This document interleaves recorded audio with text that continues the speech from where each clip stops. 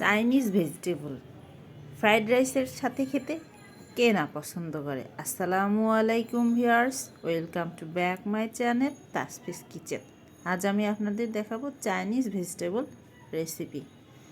প্রথমে আমি একটা প্যানে কিছুটা বাটার দিয়ে নিলাম। চাইনিজ ভেজিটেবলটা রান্না করতে আসলে বাটারটা দিয়েই ভালো হয়, তবে আপনারা চাইলে নর্মাল তেলও ব্যবহার করতে পারেন। বাটারটা গলে গেলে আমি এখানে রসুন কুচি এবং কিছুটা আদা কুচি দিয়ে নেড়ে নিব যতক্ষণ না পর্যন্ত ব্রাউন কালার হবে।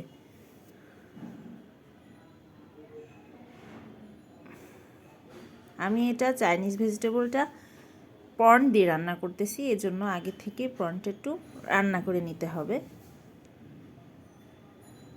আপনারা চাইলে এক্ষেত্রে প্রনের বদলে চিকেনও ব্যবহার করতে পারেন বা ডিমও ব্যবহার করা যেতে পারে, যার যেটা ইচ্ছা।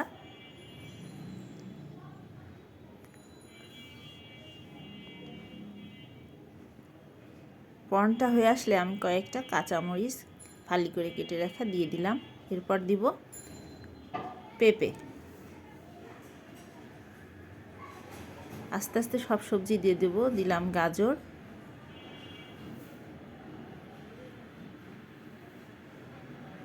ফুলকপি। আপনারা আপনাদের ইচ্ছা মতো সবজি দিতে পারেন, কোনো সমস্যা নাই।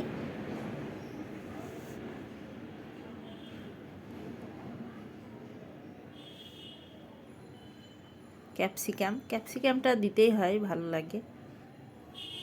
এবার দিলাম বাঁধাকপি কুচি। হালকা পানি দিয়ে সিদ্ধ করে নিব। এক্ষেত্রে আপনারা চাইলে আগে থেকে সবজিটা সিদ্ধ করে রাখতে পারেন। সবজিটা হালকা সিদ্ধ হয়ে আসলে সয়া সস আর পেঁয়াজ আস্ত করে কেটে রাখা, গোলমরিচের পর্যায়ে দিয়ে দিলাম গোলমরিচ, টেস্টিং সল্ট। হয়ে আসার শেষে, একদম শেষে নামানোর কিছুক্ষণ আগে দিয়ে দিতে হবে কর্নফ্লাওয়ার, গ্রেভি হওয়ার জন্য।